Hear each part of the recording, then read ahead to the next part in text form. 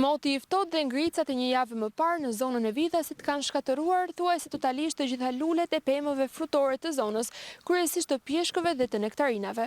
Fermerët shprehen se këtë vit nuk do të kenë asnjë prodhim për të nxjerrë në treg, teksa nuk kanë parë asnjë mas të marrë nga ana e institucioneve përkatëse. Fermerët shprehen se thuajse 80% e luleve të pemëve kanë rënë duke bërë që këtë vit e gjithë zona të mbesë pa prodhim. Teksa dëmet nga moti rrezikojnë prodhimet e këtij sezoni, fermerët ankohen dhe për braktisje nga shteti. Ja, një që për i khavë, s'ka kokra mua, që u bëjt për dekat, për djetë, se s'kom që i bëjt. Dhe të mështë khatë ajo pema, i ka bo bresht, ajo nejse ka të bo këshumë, s'ka, për i për kasëm kotë se më si khamë që ronë.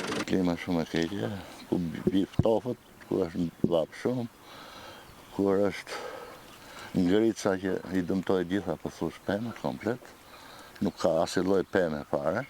Ata që kanë pjeshkët, i rraj pjeshke mund të ketë 2 kokra të kokra tani, se s'kan. I dëmtojnë. Një problem tjetër për banorët e zonës vijon të mbetet mungesa e tregut. Nga të gjitha, është për tokë. Qëntaria ka marrë fund, ka mbaru çdo gjë. Po kush ta ndjone? Edhe sikur t'i bajnë, shkojnë në vesh shurdhë. Banorët në zonë Prikosh vuajnë mungesën e infrastrukturës rrugore, gjë e cila u shkakton dëme të herpashershme në automjete.